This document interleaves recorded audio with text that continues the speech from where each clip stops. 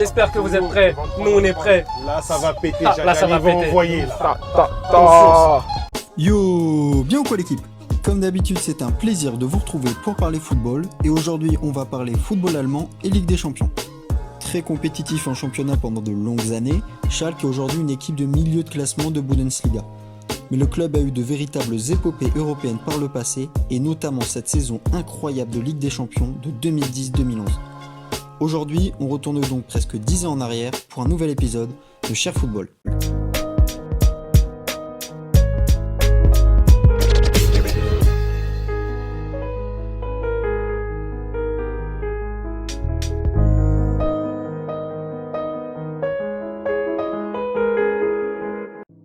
Pas qualifié pour la coupe aux grandes oreilles en 2009 et en 2010, le club de Gelsenkirchen est enfin de retour après une deuxième place en championnat. Les Bleus et Blancs renouvellent leur effectif et doivent se séparer à contre-cœur de Holby, Rafinha et Asamoah. Mais grâce à leur bonne saison passée, Schalke arrive à recruter de grands noms. Sarpay arrive de Leverkusen, ainsi qu'Escudero, l'actuel latéral gauche de Séville. En défense centrale, le club allemand réalise un très gros coup avec le recrutement du prometteur Papadopoulos de l'Olympiakos et de l'expérimenté Metzelder du Real de Madrid. À droite, Uchida, alors inconnu, rejoint le club, ainsi que le milieu de terrain de l'Atlético de Madrid, Jurado. Mais les deux plus gros coups du mercato se font devant, avec le recrutement de la star espagnole Raúl du Real Madrid et de l'éternel espoir Klasiar Huntelaar du Milan. Un mercato plus que costaud. En plus de ce recrutement malin, Schalke 04 peut s'appuyer sur des bases solides. L'unique Manuel Neuer, numéro 1 avec la Nationalmannschaft dans les buts, le central international Evedes devant lui, et le Camerounais Joël Matip, aujourd'hui à Liverpool, en numéro 6. Plus haut, le jeune Rakitic brille déjà, entouré par l'expérimenté Jermaine Jones. Le virevoltant Farfan est sur le côté droit, tandis que Edu occupe le couloir gauche, même si le jeune Draxler lui vole régulièrement du temps de jeu.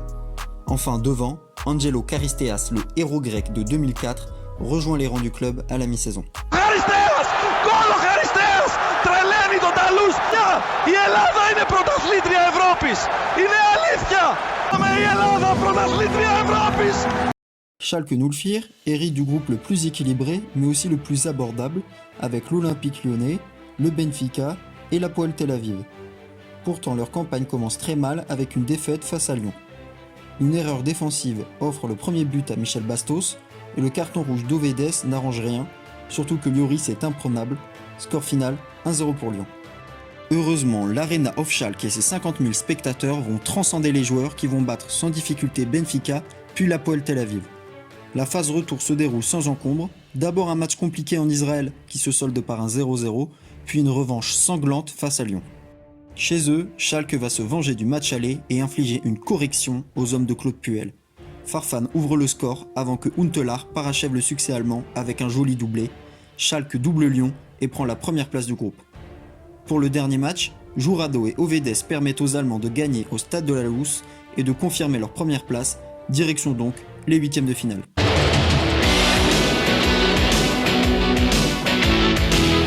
Schalke a un tirage piégeux avec le Valence d'Unai Emery, deuxième de leur groupe derrière Manchester United.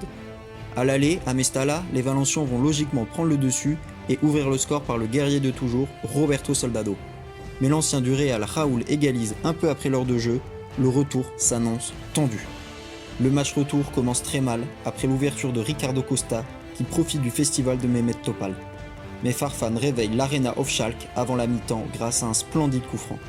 Gavranovic, titulaire à la place d'Huntelaar, inscrit un but de renard de surface, poteau, but, et envoie les Allemands vers les quarts de finale de Ligue des Champions. L'inévitable Farfan profite de l'ultime contre-attaque pour se jouer de Vicente Guaita et envoie les siens au tour suivant. On est qualifiés les amis. En quart de finale, c'est un sacré morceau. Le vainqueur en titre, l'Inter de Milan, qui a su se débarrasser au tour précédent du dernier finaliste et champion d'Allemagne en titre, le Bayern de Munich. Le match aller est à Giuseppe Meazza et il débute de la pire des manières. Dès l'engagement, Manuel Neuer rate sa sortie et prend un lob du milieu de terrain de Dejan Stankovic. Joël Matip remet les siens dans le match grâce à son égalisation après un cafouillage dans la surface. Le double buteur de la dernière finale, Diego Milito, trompe Neuer après la demi-heure de jeu, 2-1 pour l'Inter. Mais les deux équipes repartiront dos à dos à la mi-temps grâce à l'égalisation d'Edu. Mais alors que l'Inter continue de dominer en deuxième mi-temps et que Neuer peine à préserver les siens dans le match, deux contre-attaques de Schalke 04 vont faire tomber l'Inter. D'abord grâce à Raoul, puis grâce à un contre son camp de Ranocchia. Les pensionnaires de Gelsenkirchen vont pousser jusqu'à la fin du match. L'Inter sera sauvé par deux fois par son poteau droit, mais ne pourra pas empêcher Edu d'inscrire un doublé et de parachever la victoire allemande. Le plus dur a été fait à l'aller et Schalke n'a plus qu'à confirmer à la maison. Neuer continue de performer derrière et puis Schalke est efficace devant. Raoul montre la voie avant la mi-temps. Mota égalisera peu après, mais les blancs et bleus ne trembleront jamais vraiment et passeront définitivement devant en fin de match sur une percée d'Ovedes. Schalke est en demi-finale de Ligue des Champions pour la première fois de son histoire, après avoir battu le tenant du titre. Sensationnel. Sensationnel au départ, Henri Kahn et soupape sensationnel. Mais arriver dans le dernier carré signifie affronter ce qui se fait de mieux en Europe et dans le monde, et pour Schalke, c'est le Manchester United de Sir Alex Ferguson qui se dresse en face. Le match aller est ce qu'on appelle un récital, une démonstration, sûrement ce qui est la plus grosse performance d'un gardien de but sur un match. Neuer a retenu à lui seul les Mancuniens avec une défense à la rue. Capitaine pour l'occasion, il détourne une frappe de Rooney de la lucarne dès les premiers instants du match. S'ensuit alors une double parade venue d'ailleurs qui laisse tout le monde sur place. Même dans les relances, il est au-dessus comme le montrent ses passes à la main qui arrivent pile poil sur les attaquants et au-delà du milieu de terrain. Même sur 6 mètres, il est tout proche de délivrer une passe décisive pour Raoul. Il enchaînera avec une main opposée sur une tête au second poteau, une parade sur un missile de Chicharito, puis un face-à-face remporté contre Giggs, et tout ça en une mi-temps. Pour éviter que ça devienne juste une vidéo sur sa prestation hors norme, je vous mets pas toutes ces parades, surtout celles de la deuxième mi-temps, mais allez voir ça sur YouTube, ça vaut largement le détour. Le portier finira par s'incliner 2 fois en 2 minutes, d'abord devant Giggs, puis face à Wayne Rooney. La marche était trop haute pour Schalke, qui va devoir créer l'exploit au retour à Old Trafford. Oui, la marche était trop haute pour nous ce soir. Manchester est confiant et fait tourner l'équipe. Out, Rooney, Giggs, Chicharito, Evra, Vidic. Les Mancuniens vont définitivement enterrer les espoirs allemands sur l'ouverture du score de Valencia.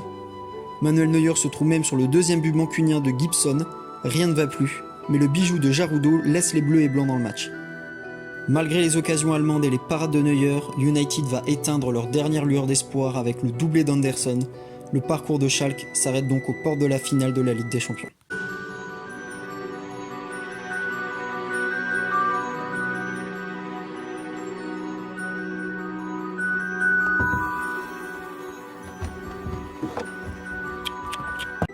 Cette équipe marquera Schalke qui malgré sa belle équipe n'a pu rivaliser avec le Manchester de Ferguson, qui s'inclinera d'ailleurs face à ce qui est sûrement la plus grande équipe de l'histoire, le Barça de Guardiola.